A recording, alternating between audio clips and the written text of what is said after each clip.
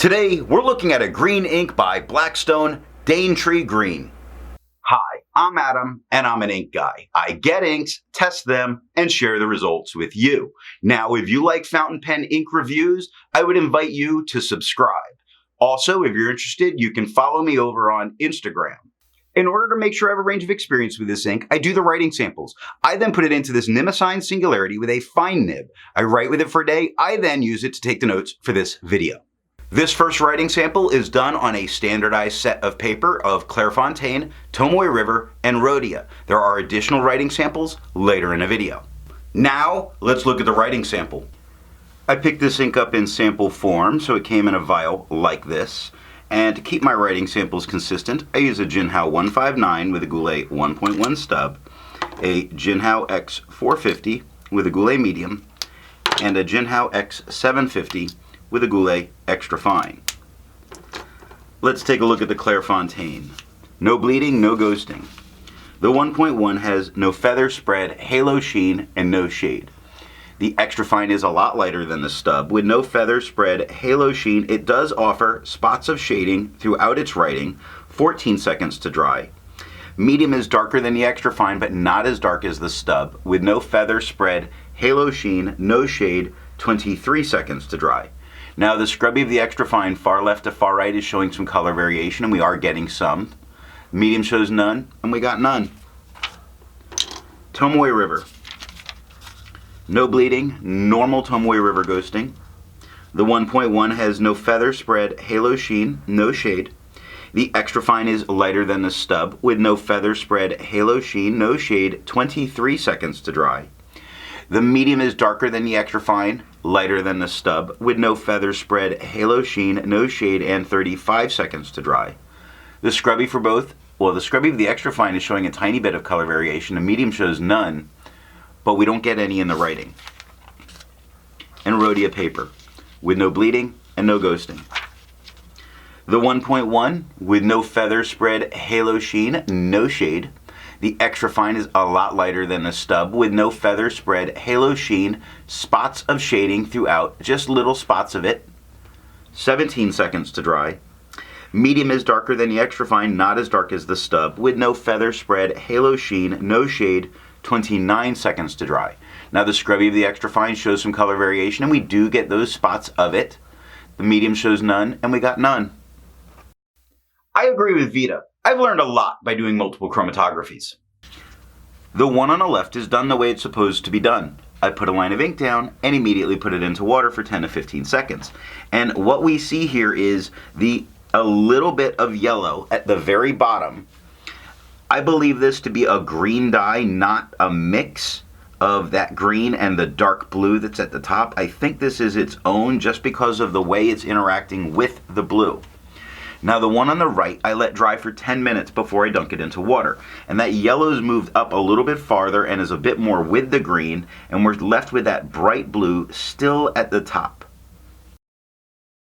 Resistance tests are done to see how well this ink can be expected to perform on the page and how hard it may be to clean from your pen. I let the smear dry for 3 days before I test it.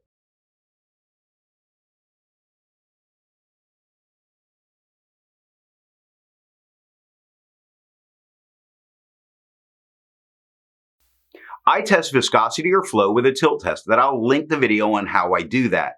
Now for the inks I've tested, I have found an average viscosity of 2.5, with the realm of normal being from 2.1 to 2.9.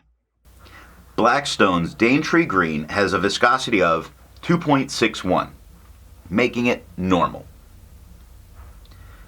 For the inks I've tested, I have found an average dry time of 17 seconds, with a realm of normal being from 13 to 21 seconds. I find this by using my writing samples that were done on Clairfontaine, Tomoe River, and Rhodia paper. Blackstone's Daintree Green has an average dry time of 24 seconds, making it a little slower drying ink. Instead of finding inks that look like Blackstone's Daintree Green, I would prefer to find an ink that complements its color on the page. I went for a nice brown, and I went for one of my favorite browns, Noodler's Kiowa Pecan. The second writing sample is done on Apica CD, black and red, and Franklin Christoph paper. Now we're looking at Apica CD notebooks. We get no bleeding, no ghosting. The 1.1 has no feather spread, halo sheen, or shade. The extra fine is a lot lighter than the stub, with no feather spread, halo sheen, plenty of spots of shading throughout this writing. It's quite nice. 12 seconds to dry. Medium is darker than the extra fine, not as dark as the stub, with no feather spread, halo sheen. It has shading in that the word the looks darker than the beginning of the word dog. Dog starts a little lighter and gets darker. So there is a little bit that shows up in the medium, very little. 17 seconds to dry. The scrubby for both are showing no color variation, although we do get spots of it in both of the writing.